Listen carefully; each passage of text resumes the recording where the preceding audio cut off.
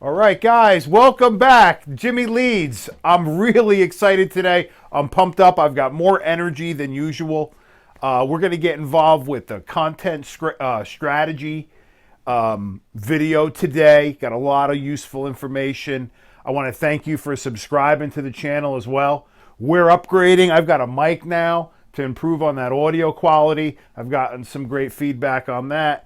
We're making some adjustments, and like anything else, like your marketing program, like your business, you're in there every day, you're in the weeds, you're making decisions, right? The decisions are apparent, and you're looking at information and you're making things better and better, right? That's what we're doing on Jimmy Leads too. I'm not a YouTube specialist here. This is new for me, and this is new for my team. So we're putting a channel together and we're getting better with it. And, back to today's topic again is content strategy. All right. The video fits into the strategy component of our formula. And I do touch on tactics a bit when I go through some of the information here. But, before we start and talk about content strategy, let's talk about why businesses really fail at content, right? They don't have a strategy. They don't even know where to start. What is a strategy? What do I do? Right? They're not consistently creating content, right? They're not doing that, or they're relying on someone else to do it. Okay? They didn't take the time to put a mission statement together or to create their content pillars. We're going to get involved with that in a few moments.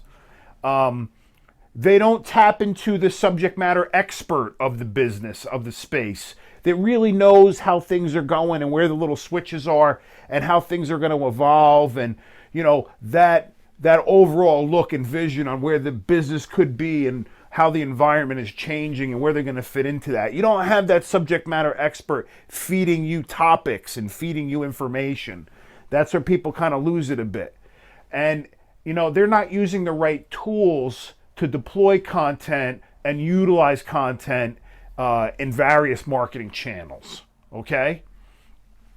So, back to that strategy, very important. I'm very big on that, through the years, learning lessons about jumping right into the tactics. That's not the way to do it. We set the goals, we put the strategy together, we build world-class assets, we activate media activation and tactics, we get marketing aligned with sales, and we test and we measure and we get that KPI. Those are the cornerstones of the program of Jimmy Leads, right? Very important that we stay focused on that when we talk about strategy overall. I touched on that competitive analysis. We did it based upon the digital attributes of a company, okay? But you can also do it based upon the content attributes of a company. What are they doing? The types of things they're doing. What kind of content are they producing in my relevant space? And how are they deploying that content? Okay. The competitive analysis, very important when you're dealing with your content team or you're doing it yourself. Really understand that. Look at some analysis, some competitive analysis. The content marketing mission statement is very important. Okay. You're going to need to get back to that bigger purpose, okay? When you put your marketing mission statement together, what are you really doing from a content perspective that's going to feed into that bigger purpose? How you're helping that business, how you're helping the end client, the customer, how you're making their life better, how you're helping them solve a very big problem, okay? You got to put that content marketing mission statement together. Very important. Okay, then we'll move on to like marketing objectives. What are your marketing objectives going to be? Okay, are you going to, increase lead generation? Are you going to increase brand awareness? Okay, are you going to increase maybe your share of voice against your competitors? Okay, maybe those are some of your marketing objectives. Maybe a marketing objective is to convert the pipeline and do pipeline marketing. There's a lot of different examples of what those objectives could be. Obviously, that's going to feed in and come from the strategy and from the goals, right? You're going to come up with that. Again, I talked about the personas we're going to move on to next in the beginning. And the personas are, who are your buyers? Who is your buying committee? What does that look like? Who are the types of people that buy from you? Is it the CEOs? Is it someone maybe in business development or human resources? right? You've got to isolate, understand what your personas are when you're putting meaningful content with depth together, right? You have to understand who those are so you could attune and write the language and write the content to speak to the customer in a tone and a cadence that they're gonna move and do something with and want to see the next piece of information that you give them, right? They start to get interested. Very important. Remember, in marketing, we identify a targeted audience and we have a message that fits that targeted audience, right? We want to help them solve a problem. It's, simple, and if you really break it down, you need to write a certain message to a certain person, okay? Then we're going to get involved with, story types, types of content that you put out there. There's infographics, there's blog posts that I'm very big on, videos that I love, ebooks, the creation of like a buyer's guide or like the top 5 or top 7 things to do, not to do type of thing. The creation of webinars and really the execution of webinars, right? Being able to do webinars correctly, but from a content standpoint, really going through things in a webinar that people are going to be solely interested in so that they show up and they want to ascertain the information, okay? And quizzes and assessments. That's always cool to use from a content perspective. I like case studies too. Once you get more advanced, you got certain customers in certain spaces, it's all going to back up to those personas and the certain target types of companies that you're going to look at, and you're going to produce some really meaningful case studies on how you help them solve a business problem or basically fix or make a business case, okay? We'll get into now content pillars, okay? When I talk about content pillars, that's going to be the development of content around those major categories around your business, okay? Some of that could be, let's say, for example, industry thought leadership, disruption type of articles or meaningful pieces of content, right?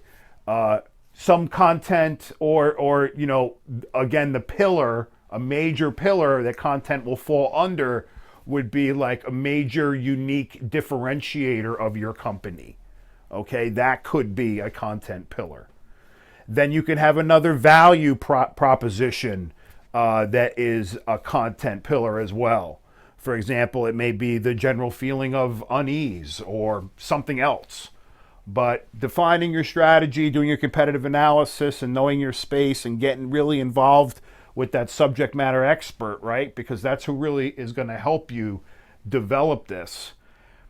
You're going to have a good floor plan, okay? And talking about floor plan, I'll now, dovetail into, the execution of a content strategy, okay? And from my experience and using content in the mix of making marketing work, right? Because content is king, content is depth, okay? Content is part of your brand with the repetition on top. But as far as it goes, you want to be able to utilize your content. What I call is create and use and reuse, okay? So an example of this would be, I put together a thought leadership article and I posted on the company blog, okay? Then I update my social media channels with the hashtags on there to distribute that content and have the link go back to the site, okay? Then I'll send an opt-in email blast to my proprietary clients and opt-ins with a reference to the article, okay? Just showing them the article. I'm just giving them some information. I'm not looking for anything back. I'm staying on their mind, okay? I then can use that content maybe on a guest blog or on a reciprocal link partners type of arrangement. You can use it on forums, and this is all going to lead back to developing backlinks, which is another big reason why you want to develop content and get the relationships and make things happen. A lot of this is to feed your SEO, because the SEO is going to be the dividend really at the end of the day that's going to it's going to really, give you a lot more, be an important channel for you, depending upon your business, of course. But I believe that content is important for a lot of different reasons, including but not limited to SEO. Okay? I'm a firm believer that building a brand takes everyone working together and all on board with the bigger purpose in mind and a true promise of that brand. I mean, a brand is a promise. Everyone on board making that happen. I believe that the repetition and the lead generation and good reviews will make the goals of building a brand more successful and more meaningful. The content has a lot to do with that. Okay, that's why I wanted to bring those things up. Thank you for watching. Check out my next video where I'm going to get involved with helping you understand your tech stack, what systems you're going to use, what applications, how that's all going to feed into your CRM, your customer relationship management tool, and your lead workflow, and how all this is going to work, and what you should be thinking about, and the questions you should be asking. Please leave a comment. I'm Jimmy Leeds. This is my channel, but this is our experience. Thank you very much. Have a great day.